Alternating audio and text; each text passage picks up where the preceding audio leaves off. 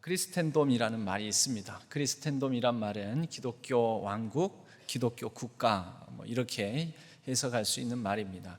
크리스텐돔에서 크리스는 이 크라이스트, 그리스도를 뜻하는 CHRIST 영어 단어와 킹덤, 나라, 왕국을 뜻하는 영어 단어가 합성되어서 크리스텐돔이라는 말이 이렇게 만들어지게 된 것입니다. 우리나라는 아니지만 유럽 사회에서는 태어나면서부터 요람에서부터 무덤까지 태어나서부터 죽을 때까지 기독교인으로 태어나서 기독교인으로 죽는 그런 일들이 있었습니다. 로마의 국교가 기독교가 국교가 된 한 390년대부터 보통 크리스텐돔이 이루어졌다라고 얘기를 하는데요. 로마에서 태어난 사람들은 국교가 기독교였으니까 태어나면서부터 그 나라의 국민, 그 나라의 시민이면 다 기독교인이 되었던 것이죠. 그리고 그렇게 유럽 사회에서는 기독교가 교회가 실생활을 좌우하는 지배적인 위치에 있다가 한 1500년 이상 그런 시절을 보내다가 이 현대에 와서는 이제 세속화되고 또 다원화된 이런 세계에서는 더 이상 기독교가 독보적이고 유일한 진리 체계의 종교로서의 그런 지배적인 우월함을 갖지를 못하고 이제는 모든 웬만한 유럽 국가들도 이제 헌법이나 이런 데 규정이 우리는 종교의 자유가 있는 곳이다. 기독교 국가 아니다. 그래서 기독교만 특별한 혜택을 받거나 특별한 지배적인 우월한 위치를 얻게 되는 일은 어려워지게 되었다라는 것이죠. 이 레슬리 류비긴이라는 그런 선교사이시자 또 선교학자이신 분이 있습니다. 이분은 실제 본인이 영국에서 파송을 받아서 선교사로 파송을 받아서 나가게 됩니다. 국외로 나갈 때에는 젊어서 선교사로 파송받아서 나갔는데 이분이 한 수십 년을 선교를 하고 자신을 파송했던 나라 크리스텐돔 기독교 국가인 나라로 돌아와 보니 더 이상 이 나라가 기독교 국가가 아니더라는 거죠. 내가 선교지에 가서 선교 활동을 했지만 이제 돌아와 보니 나를 파송했던 이 나라가 내가 보기에는 여기가 선교지다. 영국 사회가 그렇게 변화되어 있더라는 것입니다. 크리스텐돔에서 크리스텐돔 다음인 그럴 때는 포스트라는 말을 씁니다. 우리가 코로나 다음을 포스트 코로나 이런 말을 뉴스나 방송에서 들어보신 적이 있을 것입니다. 포스트 크리스텐돔 시대가 되어버렸다. 이때에는 우리가 기독교가 지배적이고 우월한 위치에 있을 때 가졌던 선교적 방법과 태도로부터 이 포스트 크리스텐돔 사회 시대에서는 기독교의 선교 방법과 전략이 크리스텐돔일 때와는 달라져야 되지 않겠느냐, 이제 이런 얘기를 하게 된 것입니다. 여러분, 한국 사회로 돌아오면 우리 대한민국은 크리스텐돔인 적이 있습니까? 우리 대한민국은 기독교 국가인 적이 있습니까? 없지요. 우리나라는 대한민국 정부 출범하는 대한민국이 이렇게 이제 세워진 때부터 종교의 자유가 있는 헌법상 종교의 자유가 보장된 나라로 그렇게 세워졌습니다. 우리는 크리스텐돔 인적이 없습니다. 유럽 사회하고 좀 다릅니다. 그런데 크리스텐돔적인 면은 좀 있습니다. 예를 들면 초대 대통령이 기독교 국가를 이 대한민국 한반도에 이루고자 하는 이상과 비전을 가진 분이셨습니다. 그리고 초대 재헌의회 첫 번째 국회의원들이 모여서 선출된 의원들이 모여서 헌법을 선포를 할 때 그 재헌국회 제1 초대 국회를 열 때 목사님이 나오셔서 공식적인 순서를 기도로 시작을 했습니다. 어떻게 그게 가능했을까? 오늘날 그렇게 한다면 가당키나 하겠습니까? 그래 했다가 난리가 나겠지요. 그때에는 그게 가능했습니다. 곧 그때에는 기독교가 그만큼 지배적인 우월한 사회적으로도 기독교의 어떤 기도, 의식, 하나님께 이 나라를 맡깁니다, 의지합니다 라고 해도 괜찮은 때였다라는 거죠. 크리스텐덤은 아니었지만 공식적으로는, 그러나 크리스텐덤적인 혜택이나 유익을 얻었던 시절은 있습니다. 그게 얼마입니까? 100년입니까? 200년입니까? 유럽처럼 한 1500년 이상 됩니까? 아니요. 잠시 잠깐 그런 맛만 보다가 이내 포스트 크리스텐덤으로 직행해버리게 된 것이죠. 그럼 포스트 크리스텐덤, 기독교 국가, 기독교 왕국, 기독교 나라를 지난 그 다음 시대의 사회는 어떤 모습입니까? 유럽이나 이런 그 기독교 국가였던 나라들에서는 기독교를 하나의 비판, 비난의 대상, 희화, 조롱의 대상으로 삼아서 문화적 코드가 그렇게 펼쳐집니다. 지배적인 위치에 있던 기독교, 교회, 십자가, 너희들이 이렇게 해악을 끼치고 부족한 점이 많았고 하면서 기독교의 절대 진리를 조롱하는 일들이 일어나게 된다라는 것이죠. 이런 사회에서는 그전처럼 세를 과시하고 힘을 보여주고 우리가 얼마나 대단한 능력이 있는지 아니? 라고 하면서 그렇게 이 어떤 전시성 행사를 통하여서 또 우월한 지위를 이용해서 복음을 전하고 선교를 하는 게 어려워지게 된다라는 것입니다. 여러분, 많은 식민지 국가를 개척하는데 이 종교가 같이 따라붙어서 또는 그 제국주의의 혜택을 입어서 기독교 복음을 조금 더 쉽게, 손쉽게, 효과적으로 전했던 그런 지난 한 100여 년 이상 된, 한 200여 년 전부터 100여 년 이상 된 식민지 건설의 역사도 있습니다. 그때 한 손에는 총이나 칼을, 한 손에는 성경을 들고 가서, 그건 우월한 지위죠. 힘이 있는 거죠. 그 힘을 앞세워서 예수 믿어라, 성경을 받아라, 교회 다녀라, 기독교인이 되라 라고 말한 일들이 있었다는 겁니다. 요즘 그게 가능합니까? 바로 포스트 크리스텐덤에서는 그런 일들이 불가능하다라는 것입니다. 우리는 크리스텐덤을 겪어본 적도 없는데 우리 한국 사회에서는 오늘날 많은 드라마, 넷플릭스에 인기리에 방영되는 드라마에서 이 기독교 또는 교회, 기독교 목사, 장로, 신자들이 상당히 우스운, 겉과 속이 다른 우스운 모습으로서 그런 등장인물 주인공으로서 이 드라마의 소재가 되는 경우를 보게 됩니다. 왜 그럴까요? 크리스텐덤도 겪지도 않았는데 포스트 크리스텐덤 상황에 처하게 된 것이지요. 나름대로 우월한 지위, 다른 종교에 비해서 사회적인 어떤 혜택도 받은 적이 있었지만 이제는 그런 식으로 우리가 복음 전하고 전도하고 선교를 하는 게 어려워지는 시대가 되었다라는 것이지요.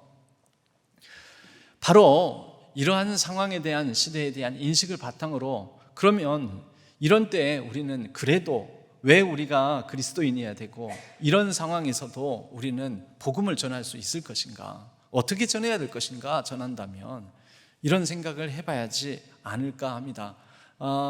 우리 선교위원회에서 코로나도 이제 좀 마무리되고, 그리고 가을 결실의 계절도 되었는데, 이제 오늘 이제 주보 광고에도 보시면 알겠지만 우리가 잃은 영혼도 찾고 또 복음 전도도 이렇게 한번 힘을 내서 해보자, 이제 이렇게 기획을 하고 있습니다. 그럴 때 저도 거기에 맞춰서 고민을 하게 되는 것이죠. 그러면 우리가 이제 전도를 어떻게 해야 할까? 예전처럼 여러분 좀 더 크리스텐덤적인 방법으로, 아니면 이 포스트 크리스텐덤 시대니까 바약으로, 실제적으로 이 포스트 크리스텐덤 이런 상황에서는 어떻게 하는 게 옳을까? 그래서 오늘 이 본문을 선정해서 몇 가지, 오늘 한 3가지 정도를 나눠 보았으면 합니다. 먼저 우리 그리스도인들의 우리의 어떤 정체성, 존재를 예수님의 말씀으로부터 찾아야 되지 않을까 싶습니다. 예수님께서 요한복음 20장 21절에서 이렇게 말씀하셨습니다. 예수님께서 또 이르시되 너희에게 평강이 있을지어다. 부활하신 주님께서 불안과 두려움에 떨고 있는 제자들을 찾아오셔서 먼저 평강을 기원하십니다. 평강을 준다라고 말씀하시고, 그리고 그 다음 말씀, 아버지께서 나를 보내신 것 같이 나도 너희를 보내노라 라고 말씀하셨습니다. 여러분, 이 보내노라, 보낸다, 보내심을 받았다, 여러분, 이게 바로 선교적 사명이라고 합니다. 여러분, 예수님은 그런 의미에서 아버지께서 나를 보내신 것 같이, 실제 예수님께서 하나님 아버지의 파송을 받아서 저 하늘 보좌로부터 이 땅에 오시지 않았습니까? 그 무슨 일을 하셨나요? 한마디로 말하자면 선교를 하신 것 아닌가요? 복음 전하셨잖아요. 하나님 나라를 전파하셨잖아요. 하나님 나라를 가르치셨잖아요. 의와 평강, 기쁨의 나라를 전하셨잖아요. 그리고 많은 사람들을 구원하셨잖아요. 가장 탁월하고 가장 위대하고 가장 훌륭한 선교사는 예수님이십니다. 하나님께서 보내셔서, 여러분, 보낼 때에는 우리가 심부름만 보내더라도 목적을 가지고 보내지요. 얘야, 너 편의점에 갔다 와라. 왜 보내요? 편의점에? 뭐 사오라고. 그게 뭡니까? 미션이죠. 그 미션을 수행하는 것, 수행하는 사람, 미셔너리, 선교사죠. 하나님께서 예수님을 보내셨습니다. 예수님은 하나님께서 보내신 우리에게 하나님을 전하기 위해서, 하나님을 보여주시기 위해서, 하나님의 복음, 하나님 나라를 알려주시기 위해서 오신 그 미션을 가지고 오신 선교사입니다. 그것처럼 나도 너희를, 1차적으로는 제자들을 보내신다고 하죠, 예수님께서. 그럼 제자들은 뭐가 됩니까? 선교사가 됩니다. 그리고 2차적으로는 이제 2000년의 세월이 지나서 우리 그리스도인들은 예수님의 보내심을 받은 한 사람 한 사람의 파송받은 선교사인 것입니다. 우리 그리스도인들이 먼저 우리 자신의 정체성을 예수님께서 주신 말씀을 바탕으로 인식했으면 좋겠습니다. 아니, 나는 한 번도 선교사라고 생각한 적 없는데요. 나는 한 번도 선교사로 어느 교회에서 어느 기관에서 파송받은 적 없는데요. 예수님이 파송하시지 않습니까? 예수 그리스도를 주로 믿음으로 예수님의 이 말씀을 따라 살아감으로 내가 너희를 보내노라, 이 말씀에 근거하여 우리는 선교사라는 것입니다. 어디로 보내심을 받았을까요? 서로 다른 상황, 가정, 처지, 형편, 조건, 곳곳에 우리는 파송을 받은 거죠. 내가 보냄받은 자리, 지금 내가 살고 있는 일상의 자리, 거기가 예수 그리스도께서 나를 보내신 자리요, 예수 그리스도께서 미션을 주신 자리라는 것입니다. 그러므로 우리가 어느 주체, 어느 기관, 어느 특별한 총회, 노회, 교회로부터 파송을 받지 않았더라도 우리 주 예수 그리스도로부터 직접 보내심을 받은, 파송받은 일상의, 내 직업 현장의 선교사라는 사실을 먼저 인식할 필요가 있습니다. 그런 인식을 가지고 오늘 본문을 보면 선교사가 나옵니다. 오늘 본문에 파송받은 사람, 보내심을 받은 한 사람이 나온다라는 것이죠.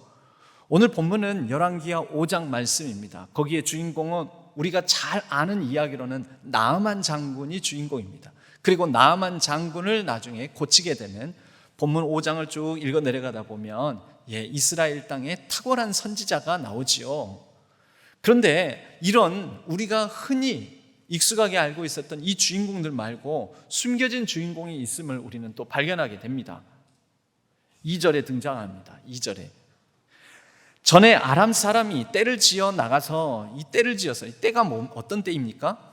떼를 지었다. 그냥 그룹입니까? 단순히 아람 사람들이 그냥 무리들이 모여 있는 것일까요? 군대 조직을 말합니다. 군대 조직. 뭐 소대, 중대, 대대, 연대, 사단, 떼잖아요, 떼. 이 떼를 지었다. 아람 사람들이 떼를 지었다는 것은 아람 사람들의 군대 조직이, 군대가 나가서 이스라엘 땅에서, 그러니까 이스라엘을 침공한 거죠. 이스라엘과 전쟁을 벌인 것입니다. 그래서 어린 소녀 하나를 사로잡음에 포로로 끌려온 거죠. 이겨서 포로로 끌려온 것입니다. 이스라엘 땅에 이스라엘 여자아이 하나를 잡아서, 한 사람만 잡았겠습니까? 여러 포로를 잡았겠지만, 그런데 이 소녀를 부각시키기 위해서 이 하나를 사로잡음에, 여기서 우리는 알 수 있죠. 이 소녀는 이스라엘 땅에서 살아가다가 자기가 태어나고 정든 익숙한 환경을 떠나서 낯선 아람 땅에 포로로 끌려온 사람이구나. 포로로 끌려온, 사로잡힌 사람이구나. 여러분, 여기에 이게 하나님의 보내심으로 우리가 해석을 할 수도 있을까요? 우리는 성경을 읽으면서 선교적 관점으로 어떤 인물의 그 사건을, 인물에 얽힌 이야기를 선교적 관점으로 해석할 수 있습니다. 갈대아 우르를 떠나 가나안 땅에 들어오게 된 아브라함은 분명 하나님께서 갈대아 우르로부터 가나안 땅에 보내셨다. 우리가 이렇게 달리 문장을 진술할 수 있을 것입니다. 그렇게 보면 아브라함은 가나안 땅에 하나님께서 보내신 선교사입니다. 요셉은 형들로부터 팔려서 미디안 상인의 손에 이끌려 애굽 땅에 오게 되었습니다. 안 그랬으면 채색 옷을 입고 아버지 앞에서 어리광 부리면서 응석바지로 형님들을 무시하면서 살았겠지요. 그렇게 교만하게. 그런데 그 익숙한 환경, 아버지 야곱의 집안에서 팔려서 애굽 땅에 들어가게 됩니다. 그리고 종살이를 하고 옥살이를 하게 됩니다. 그런데 이것을 다시 진술을 하면 하나님께서 요셉을 애굽 땅으로 선교사로 보내셨다. 이렇게도 말할 수 있을까요? 예, 선교적 관점으로는 우리가 그렇게 볼 수 있습니다. 그리고 요셉을 통하여 애굽 땅에 하나님이 드러났고 하나님이 전해졌고 하나님의 구원의 놀라운 섭리가 이루어지지 않았습니까? 그러니까 선교적 사명을 요셉을 통하여 보내신 하나님의 섭리 안에서 이루어진 선교적 성취라고 우리가 말할 수 있을 것입니다. 여러분, 그와 같이 그렇게 그 다음 누구 땡땡땡 시대와 또 장소를 뛰어넘어 오늘날 우리들도 우리의 일상에 하나님께서 보내신 선교적 사명을 가진 선교의 자리에 있다라고 말할 수 있지 않겠습니까? 오늘 이 어린 소녀도 마찬가지입니다. 이 어린 소녀를 통하여서 이스라엘 땅에 하나님을 신실하게 섬기는 능력의 사역자 엘리사가 소개되고 그에게 보내지면 이 나아만 장군의 나병이 고침을 받을 수 있을 것입니다. 여러분, 병 중에 있는 사람에게 고침받을 수 있을 것이라는 소식은 기쁜 소식이죠. 복음 아닙니까? 복음이 전해진 것입니다. 이 복음이 전해지는, 복음을 전하는 역할을 했으니 그는 포로로 끌려왔으나 하나님이 보내신 자리에서 하나님께서 보내신 미션을 수행한 미셔너리 선교사라고 말할 수 있겠습니다. 여러분, 이 어린 소녀를 통해서 우리가 한 3가지 정도 오늘날 이 포스트 크리스텐돔 사회에서도 어떤 선교적 마인드를 가질까라는 것을 생각해 볼 수 있습니다. 일상으로 파송된 이 어린 소녀와 같은 또는 어린 소녀보다 조금은 더 나은 보내심의 자리에 있는 우리들이 그러나 이 어린 소녀로부터 동일하게 한 3가지 정도 귀한 인식, 선교적 인식의 전환을 가질 수 있다는 거죠. 먼저 첫 번째, 여러분, 우리는 우리에게 주어진 상황, 이 현실에 대해서 보냄받은 자로서 우리가 만나고 대하는 사람들에 대해서 이 첫 번째 1절의 근거에 인식을 할 수 있어야 됩니다. 1절에는 나아만 장군이 등장하는데 상당히 그래도 괜찮게 등장을 합니다. 아람 왕의 군대 장관 나아만이 있는데 그 나아만은 그 주인 앞에서, 즉 왕 앞에서 인정을 받는 탁월한 용장입니다. 크고 존귀한 자다. 그리고 마지막에 그는 큰 용사다. 왕의 인정을 받고 전쟁에서 승리하고 또 그래서 많은 부귀영화 권세를 가진 사람, 남부러울 것 없는 사람이지요. 그런데 1절 마지막은 어떻게 끝납니까? 그는 큰 용사이나 나병 환자더라. 여러분, 그의 인생에 부족한 게 있습니까? 없습니까? 앞에 진술만 놓고 보면 이 나아만을 소개하는 장면에 쭉 나아만에 대한 소개를 보면 부족할 것 없는 사람입니다. 권세도 있죠, 힘도 있죠, 인정도 있죠, 또 아마 돈도 많을 것입니다. 남부러울 것 없는 그런 삶을 살아가는 존재입니다. 그런데 이 1절의 마지막은 그러나 그에게 나병이라고 구체적인 진술을 하고 있지만 그 말은 곧 그러나 그에게도 결핍이 있었더라. 그러나 그에게도 부족함이 있었더라. 그러나 그에게도 목마름이 있었더라. 그러나 그에게도 해결 못할 어려움과 아픔이 있었더라.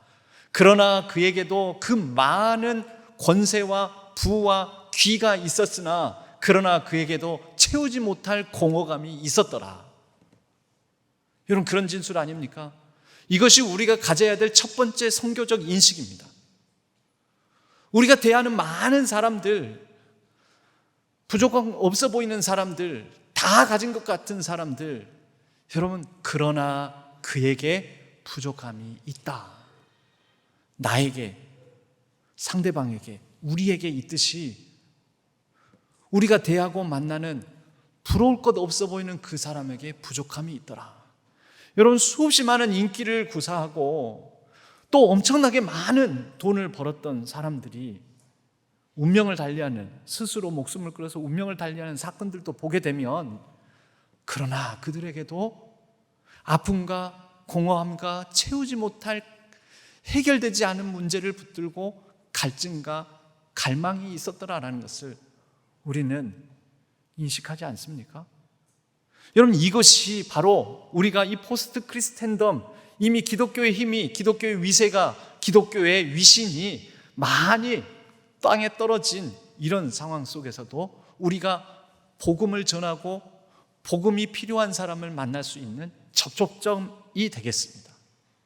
이게 출발점입니다. 다 가지셨죠?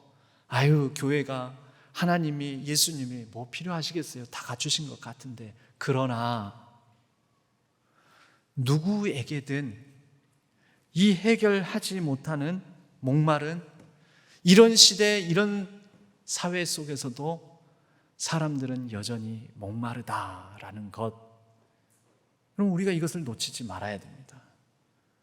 그리고 이것을 발견할 수 있는 그런 기다림과 여유를 우리가 가질 수 있어야 됩니다. 저도 길지 않은 목회 이력 가운데 여러 다양한 분들을 만납니다. 그 전에 우리 신앙교회보다 훨씬 큰 교회에서도 부교육자로 사역을 한 적도 있는데, 거기에는 물론 다양한 계층이 있죠.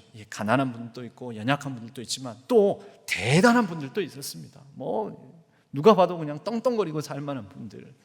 근데 그런 분들을 멀리서 볼 때는 막 대단해 보였는데, 이제 그분과 같은 부서에서 일을 하고 대하면서 저한테 고민을 얘기하고 기도 제목을 나누는데, 그 기도 제목에는 너무나 아픈 사연들이 있는 거죠. 믿음도 좋고 교회에서 직분도 좋으시고 사회적으로도 명망도 있고 많이 배우셨고, 그리고 자식들도 다 아이비리그 대학들 다 보내가지고 다 박사들이고, 사는 것도 경제적으로도 그 정도면 넉넉하시고, 서울에 집이 한 채만 있어도 부자 아닙니까? 근데 서울에 집이 그래도 한 3채, 4채 되시고, 그런데 목사님, 기도 제목이 있어요.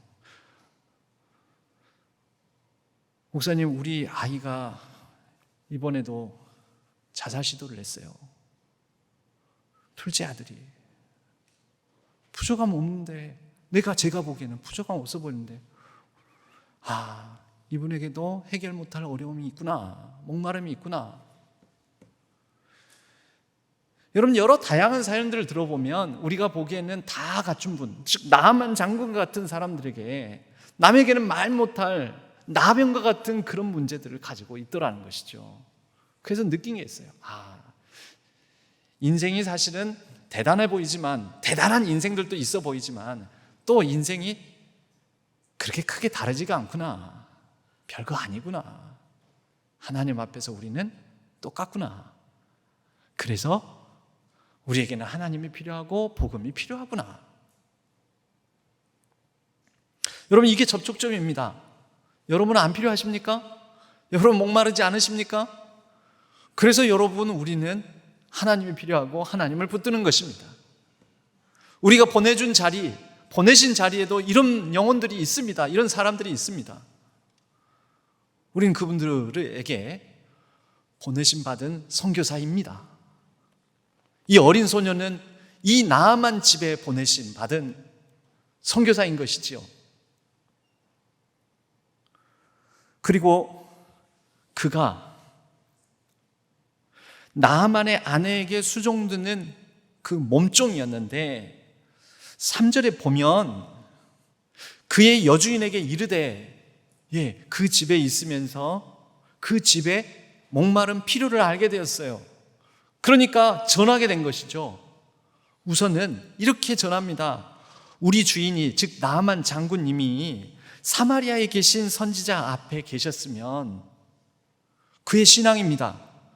그에게는 하나님의 능력에 힘입어 이런 어려움들을 해결해 주실 수 있는 그 선지자를 전하는 것입니다. 결국 그 선지자 배경에 있는 하나님을 전하는 것이지요.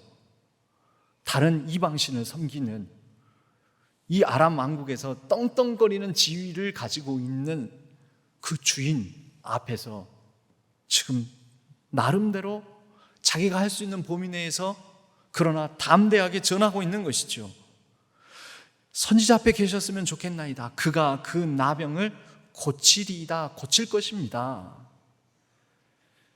여러분이 이 말을 하기는 했지만 이 말을 그 다음 4절부터 5절 쭉 넘어가게 되면 듣습니다. 여러분들도 주변에서 누가 말하면은 어느 누가 얘기하든지 어떤 뭐 이거 좋은 거다 저거 좋은 거다 하면 다 듣습니까? 여러분 누구의 말을 듣습니까? 우선 내가 믿을 만한 사람 말을 듣지요? 가까운 사람 말 듣지요? 평소에 그 사람이 이 신뢰감 있는 사람 말 듣죠? 그 사람이 나한테 좋은 영향력을 끼쳐왔던 사람 말 듣지요? 여러분 아무나의 말을 듣는 것 아닙니다. 방송에서 수없이 많이 이거 좋은 제품이라고, 이거 먹으면 몸에 좋아질 거라고, 이거 입으면 여러분들이 멋져 보일 거라고, 이거 바르면 효과 만점일 거라고, 하지만 여러분 다 사고 다 먹고 다 입고 하지 않지 않습니까? 왜요? 신뢰가 안 되니까. 별거 저거 한다고 해서 뭐 대단하겠어? 별거 없겠지, 이런 생각 드니까. 그런데 내 가족이, 내 옆에 있는 사람이, 정말 믿을 만한 사람이 이거 내가 효과 봤어, 이거 정말 좋아, 괜찮아 라고 말하면 여러분 우리도 혹하지 않겠습니까? 여러분 이 여종입니다. 그 전에 고대의 전쟁은 그냥 단순히 이 민족과 저 민족의 전쟁이 아니라 신과 신의 전쟁이었습니다. 이 민족이 섬기는 신과 저 민족이 섬기는 신의 싸움이기도 했었습니다. 어느 한쪽이 이깁니다. 그러면 그 신이 더 우월하고 전쟁에 진 민족이 섬기는 신은 열등해지는 것입니다. 그게 그때의 상식이었고 문화였습니다. 이 사로잡힌 소녀가 전하는 하나님은, 그 하나님의 능력의 선지자는 열등하다고 간주돼야지 상식적으로는 맞습니다. 그런데 이 이야기를 듣습니다. 왜 들을까요? 그것은 이 소녀가 끌려와서 포로로 잡혀와서 몸종으로서 이 집에서 보여줬던 모습들 때문입니다. 이 소녀가 살아냈던 신실함 때문입니다. 그 이전에 이 소녀가 이렇게 끌려왔음에도 불구하고 굴하지 않고 여전히 붙들고 있는 하나님의 신앙이 있어서 그렇습니다. 그래서 여러분, 먼저 우리가 두 번째로 선교적 인식을 가져야 될 것은요, 여러분 누군가 필요가 있습니다. 누군가의 아픔이 있습니다. 누군가 해결 못할 고통이 있습니다. 갈증이 있습니다. 갈망이 있습니다. 그런데요, 그분에게 전해줄 내 것이 있어야 될 거 아닙니까? 내 복음이, 내가 간직한 복음이 있어야죠. 내게 있는 생명에 대한 확신이 있어야죠. 이 소녀에게는 있었습니다. 오늘날 이 시대에도 여러분 복음에 대해, 복음 전파, 선교적 삶에 대해서는 기본은 200년 전이나 500년 전이나 1000년 전이나 2000년 전이나 동일합니다. 모든 사람은 목마르다. 그리고 그 목마름을 해결할 수 있는 생명수의 복음이 내게 있다. 내게 없는 걸 어떻게 전합니까? 내가 맛보지 못한, 이거 마시면은 갈증이 해소돼, 캬 좋다라는 인식이 없는데 누군가한테 이거 마시라 저거 마시라 할 수 있겠습니까? 내가 믿는 하나님에 대해서 이 하나님이 자랑스럽다. 내가 붙드는 이 하나님은 정말 대단하신 분이다. 비록 우리 민족이 전쟁에 졌지만 우리 하나님은 위대하시다. 여러분, 이게 복음의 출발점 아닙니까? 내가 믿는 예수님은 비록 나는 비루하고 나는 모자라고 나는 부족하고 내 처지는 이것밖에 안 되지만 내가 겪었던 신앙적 경험에서 여러 기독교에 대한 부정적인 그런 사건, 사고들, 그리고 그런 부정적인 인식이 갖게 만드는, 이미지를 갖게 만드는 일들이 많이 있었지만, 그러나 우리가 잘못 믿었고 누군가 잘못 믿었고 내가 섬겼던 교회가 뭔가 좀 잘못 믿어서이지 하나님은 생명의 하나님이시다. 여러분, 이 소녀가 하나님 버리려면 충분한 근거가 있습니다. 전쟁에 일단 졌다는 것만으로도 버릴 만한 근거는 되지요.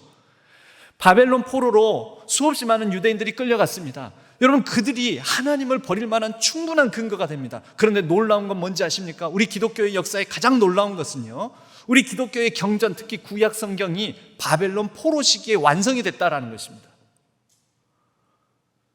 그들은 바벨론 포로로 끌려간 자리에서 심각하게 묻고 진지하게 묻고, 그 전에 그냥 크리스텐돔 사회였던 유대 왕국 예루살렘 안에 있을 때는 묻지 않았던 질문, 너무 당연하잖아. 태어날 때부터, 어렸을 때부터 낳은 지 며칠 만에 할례 받고 그렇게 자연스럽게 하나님을 믿는 사람이었던 구태의연한 신앙에서 바벨론 포로로 끌려간 그 땅에서 그들의 신앙이 굉장히 새로워지고, 그래서 생명력 있는 신앙으로 거듭나게 되었다라는 게 기독교가 가진 신비인 것입니다.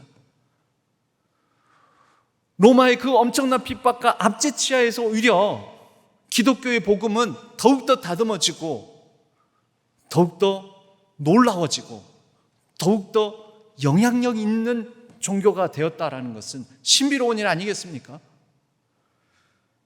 여러분, 그것이 바로 지금 우리 처지는 공궁하고 비루하고 남루하고 이렇게 끌려왔고 뭐 별 보잘것 없지만 우리 하나님은 대단하시다. 여러분, 창조주 하나님 신앙, 즉 창세기의 완전한 기록이 바벨론 포로 시기에 이루어진 것입니다. 온 세계를 지으셨다. 온 세계를 다스리시는 분이다. 그게 창세기 1장, 2장에 드러난 하나님에 대한, 창조주 하나님에 대한 바벨론 포로 땅에 끌려온 유대인들의 다시 회복된 창조주 신앙이었던 것이지요. 여러분, 세 번째, 그의 말이 들리는 말이 되려면 그 여종이, 어린 소녀가 보여줬던 신실함, 진실함, 정직함이 있었던 것이죠. 사도 바울이 로마로 압송되어 갑니다. 밧줄에 묶여서 영어의 몸이 되어서 호송선에 탑승해서 이제 로마로 갑니다. 근데 바울이 기도하는 중에 불안합니다. 지금 출발하면 안 될 것 같은데, 지중해 바다에서 조난사고 당할 것 같은데, 큰 폭풍을 만날 것 같은데, 그래서 바울이 지금 떠나지 말자고, 좀 기다렸다 가자고, 큰 태풍을 만나서 우리가 큰 어려움 당하게 될 것 같다고. 근데 말을 안 듣습니다. 왜 안 들었을까요? 이 죄인의 말을 누가 듣겠습니까? 이거 끌려가고 있는 주제에 뭐 가라 마라, 고난도 없는 사람이 얘기를 하니까 듣지를 않습니다. 그러다가 사도행전 27장에 보면 아니나 다를까 만납니다. 뭘요? 큰 폭풍을 만나가지고 배가 좌초돼 버립니다.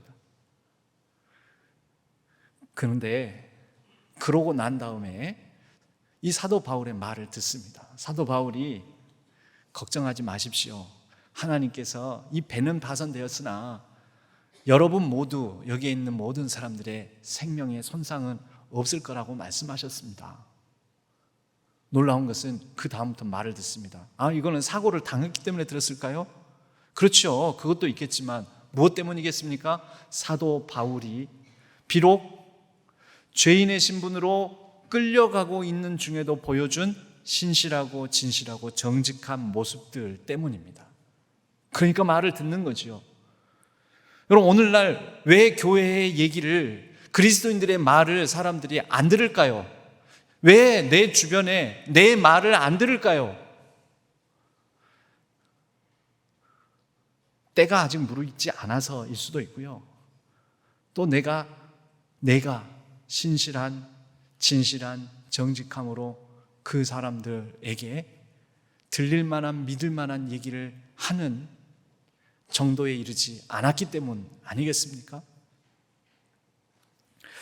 오늘날 사회에서는 기독교가 우월한 지혜를 이용하여 새 과시로 효과적으로 단방에 수십 명, 수백 명, 수천 명에게 복음 전하는, 그래서 그렇게 성과를 거두는, 여러분, 이런 일들은 이제는 쉽지 않습니다.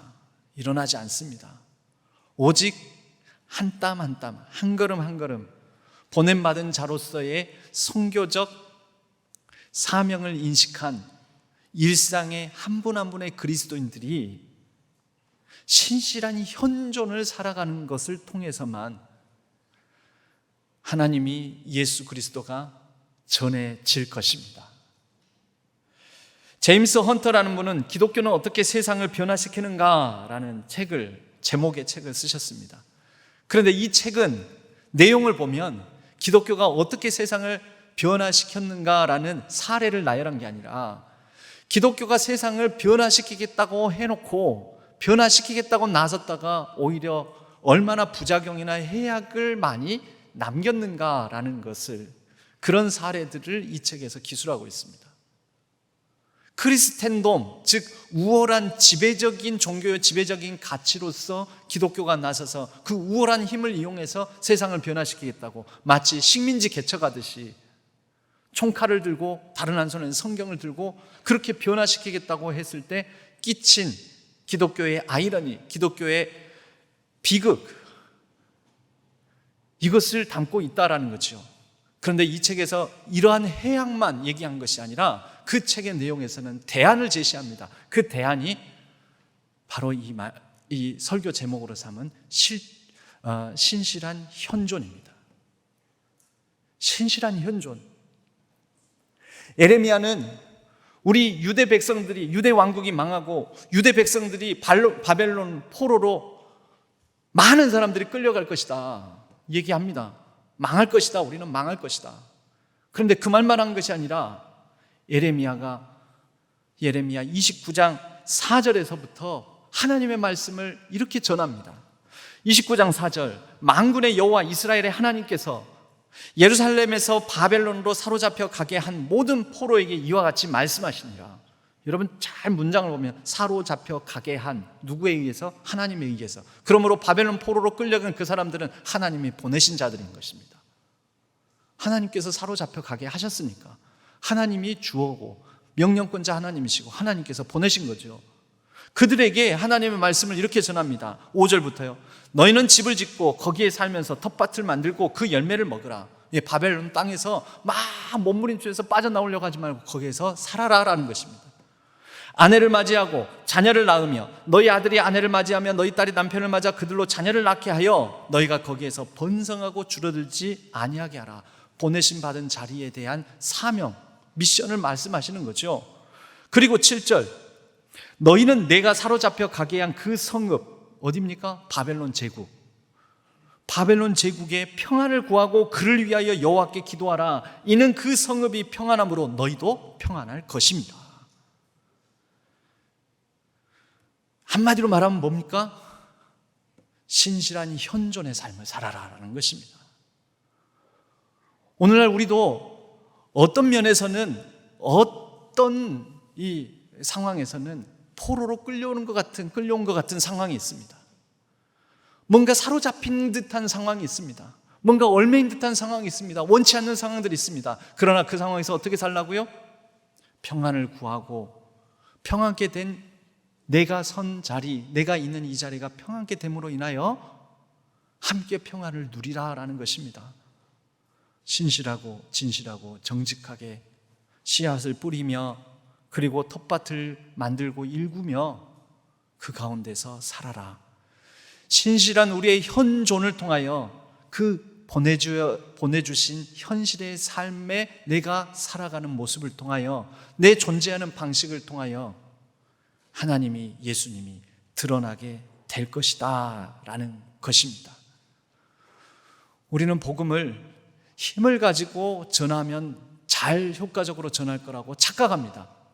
그렇지 않습니다. 어린 소녀를 통해서, 포로로 끌려온 이 소녀를 통해서도 복음이 전해집니다. 바벨론 포로로 끌려간 땅에 그 포로들을 통해서도 복음이 전해집니다. 로마 치하의 감옥에 갇힌 사람들을 통해서도 복음이 전해집니다. 내가 갇힌 바 메인 바 되었으나, 빌립보서에서 바울은 얘기하지 않습니까? 내가 메인 바 갇힌 바 되었으나 주 그리스도께서 자기를 통해서 그 갇힌 감옥 안에서도 나타나신다라고 바울은 얘기합니다. 바울은 또한 그래서 그 로마 상황에서 살아가는 실제 신분인 노예였던 그리스도인들에게도 권면합니다. 골로새서 3장 23절에 무슨 일을 하든지 마음을 다하여 주께 하듯 하고 사람에게 하듯 하지 말라. 이는 기업의 상을 주께 받은 줄 아나니 너희는 주 그리스도를 섬기느니라. 여러분, 분명 로마 사회에서는 로마 귀족, 로마 그 시민권을 가지고 있는 주인을 섬기는 거죠. 그런데 그 주인을 섬김에 있어서 주께 하듯 하라고요. 그런데 주께 하듯 하는 이 주인을 섬기는 행위가 사실은 주 그리스도를 섬기는 것이라고요. 여러분, 이것이 신실하고 진실하고 정직하게 주어진 자리에 보내주신 자리에서 신실한 현존으로 살아가는 모습입니다. 그리고 로마 사회가, 여러분, 엄청난 권세로, 권력으로 로마 사회가 기독교화된 것이 아니고요, 이런 신실한 현존의 한 사람 한 사람을 통하여서 로마 사회가 급기야는 결국에는 기독교화, 기독교 국가화 되었다는 것을 우리가 잊지 않았으면 합니다. 그럼 우리의 목표는 기독교 국가화입니까? 제도적으로 힘있는 종교가 되고자 하는 것입니까? 아니요. 그것이 목적이 아니라 그저 우리가 살아가는 신실한 현존의 삶이 하나님이 드러나고 하나님이 나타나고 예수 그리스도가 드러나고 예수 그리스도가 전해지고, 그리하여 우리 가운데 예수 그리스도의 생명과 평화가 넘치는 복된 세상이 이루어질 것이다 라는 그 정도의 소망만 가지고 우리에게 주어진 걸음을 걷는 게 맞지 않겠습니까? 그렇게 한 걸음 한 걸음 걸어가며 하나님의 놀라운 생명과 평화와 정의의 세상이 내가 주어진 자리에서부터 이루어지기를 구하는 신실한 현존의 삶을 살아가는 우리 신안의 모든 성도님들 되시기를 주님의 이름으로 간절히 축복합니다.